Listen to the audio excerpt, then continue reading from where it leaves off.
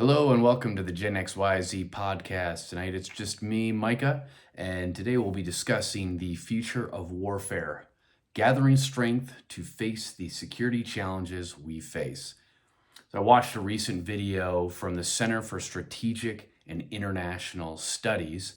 They had all 6 of the vice chiefs of staff at this panel, and they were discussing the tremendous advantage we have with our military, but how that advantage is not guaranteed.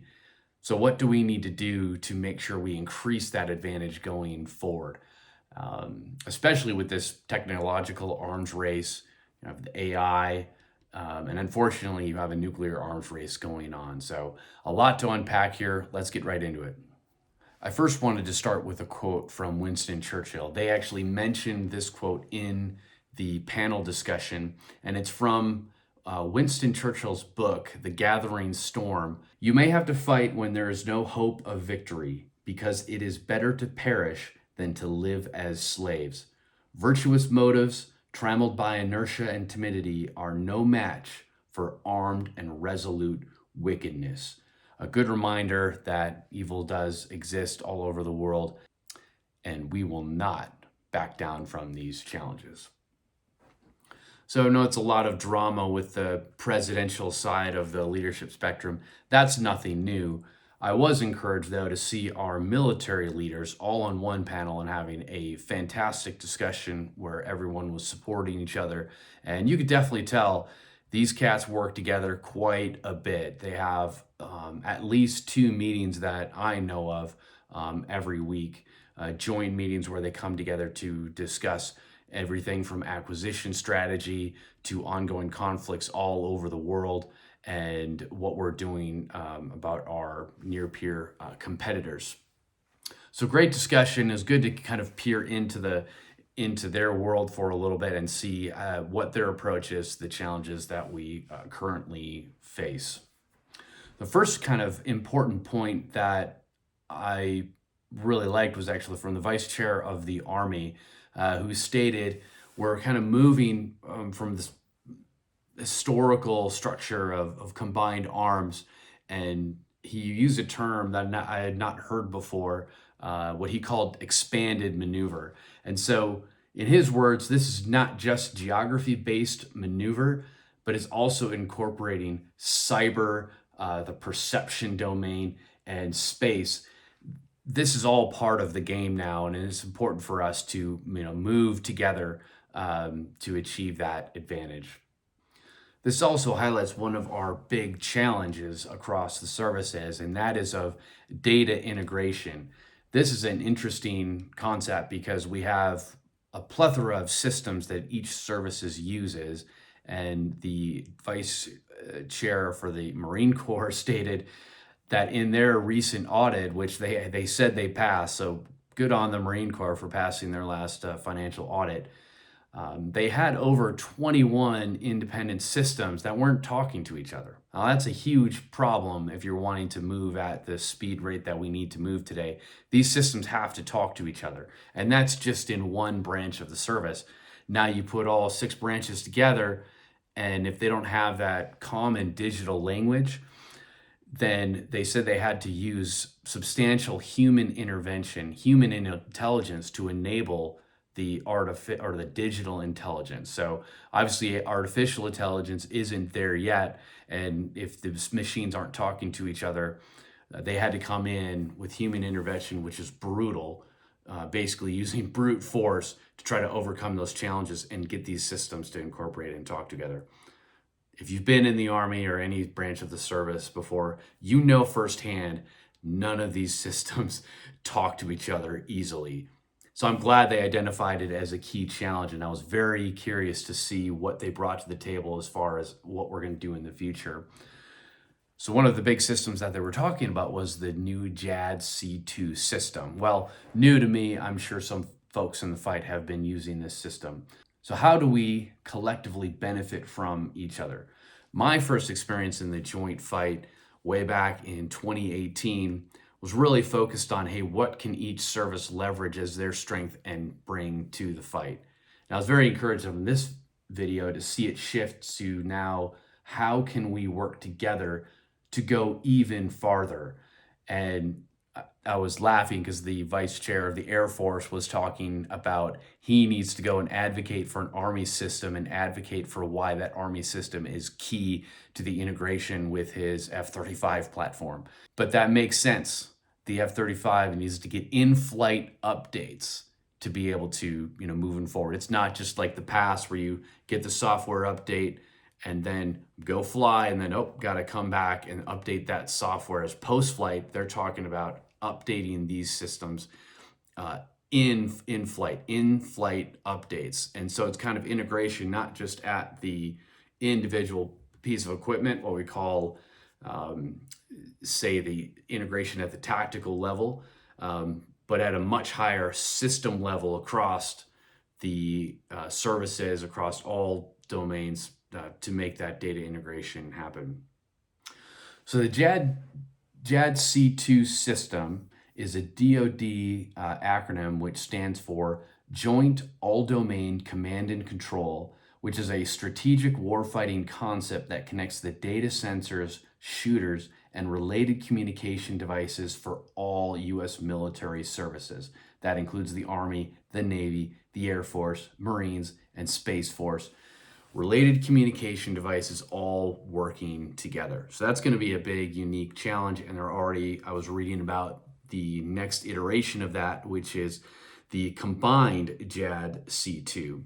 And so this is going to be a key capability and one we need to demonstrate to show that our systems are integrated and able to function not only within our own military, but also our partners. So all of our European and NATO partners and all of our partners that we support all across the globe. Next big topic was discussing the industrial base, which is a huge part of what the vice chairs, as far as their daily duties, are working on. How do we source the capabilities that the warfighter needs to execute the mission that at the strategic level they're getting from the president?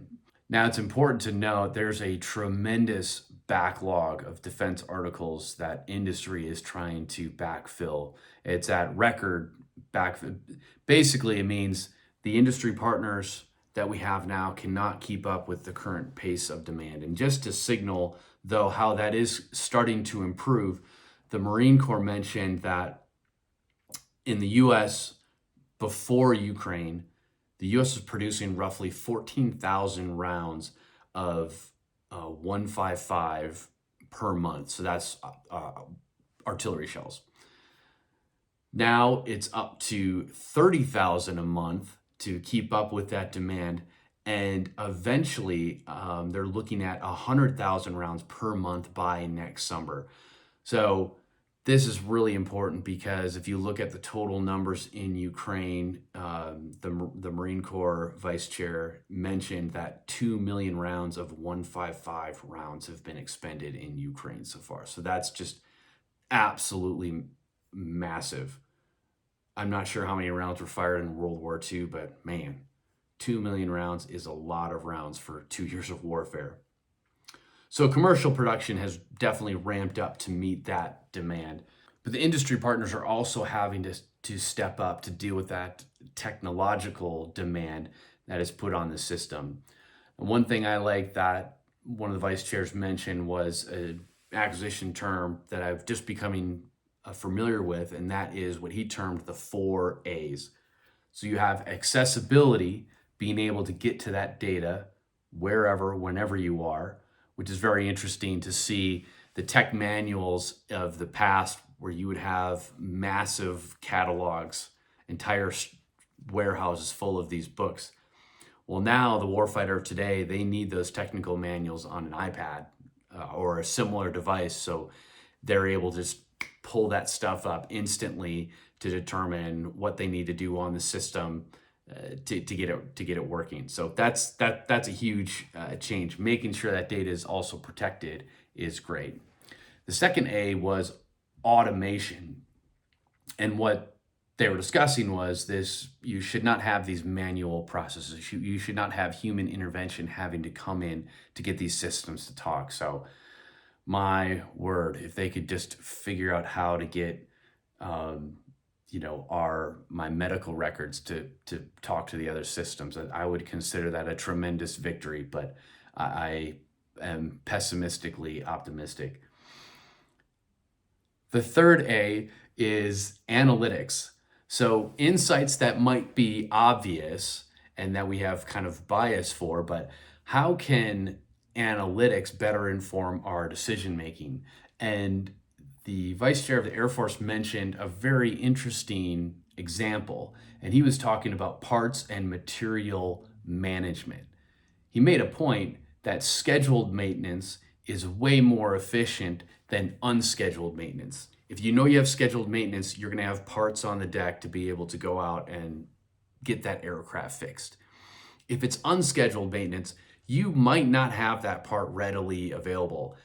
Unscheduled problem means you're going to have to go out and secure that part or secure that the time needed to get that aircraft back up and running. And analytics, in a way, data that they felt was completely irrelevant, they're pulling in and getting some good insights from that data to help them, get ahead of these problems.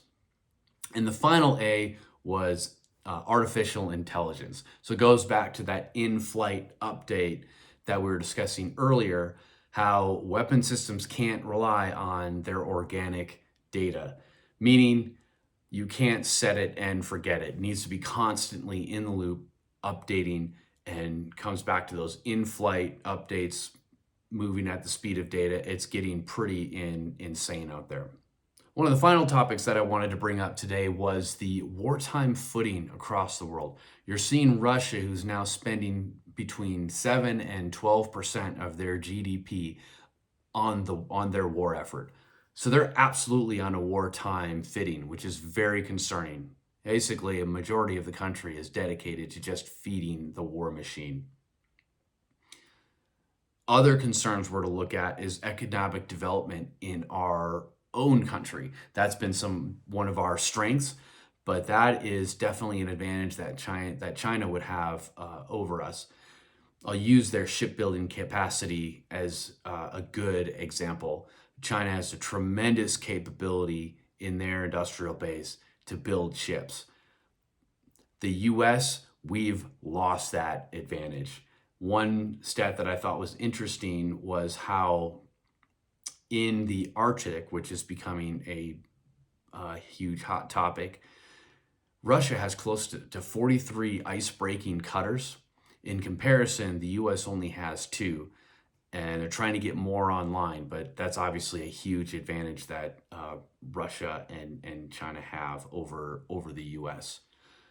But it kind of hits at a larger point that, okay, you can throw money at developing a stronger industrial base to build ships, but you need people to do that. And then more importantly, you need experienced people to do that. So the vice chair of the Navy mentioned that in today's shipbuilding yards, they have they have managers that have been in that role or they've been in the industry for 5 years, in comparison with China, where their managers are equivalent. They've been doing this for 15 years. So they really know what they're doing in building these ships. Now we have some tremendous capabilities on our side, but just not able to go to scale like they can in China. Also, the Coast Guard and the Navy discussed the ways that they're working together to share that capacity, because they can't be competing for shipbuilding space. We got to hear some great comments from Vice Chair of the Space Force, and he mentioned the concept of revealing versus concealing capabilities. And he said, if you can't deter if you don't reveal. I'm going to say that again. You can't deter if you don't reveal. But if you reveal, can you protect that capability? So if you don't reveal a capability, then you have an ace up your sleeve. And there's definitely capabilities that we're not going to reveal. But it's important to reveal some capabilities, because this is the concept of deterring our adversaries from taking action. You want to show our adversaries that our JADC2 system is better than their system. You want to show that we're leading the way in the next military revolutions, which reminds me of one of the books that I had to learn from my General Staff War College in the Army. So this is a book about the revolutions of military conflict, and one of the prime examples was how the Germans in World War II took the radio, the airplane, and the tank to combine them and change warfare forever. Basically, the first iteration of combined arms at the speed of the Blitzkrieg, which had a debilitating effect across Europe. So that shift to system level integration is an example of how JADC2 and all these additional capabilities are helping us to maintain that competitive advantage, that leading advantage that we enjoy. So in conclusion, I'm going to mention a funny quote that one of the vice chairs brought up that illustrates a great point. And he says, "We have a perfect record of predicting where and when we fight. We've always got it wrong." So it's kind of referring to the fact that as a superpower in the past, you prepare for the next fight, but that doesn't necessarily mean that it goes your way. There's always surprises that come down the pipe. But it's our adaptation and our capability to do full spectrum warfare that enables us to be ready. But we definitely have some concerns. On the defense side, we're at 3% of GDP. So obviously that dwarfs the rest of the world. So we're, no worries. We're spending a lot of money on defense, but we're not on that wartime footing like Russia and China are getting to.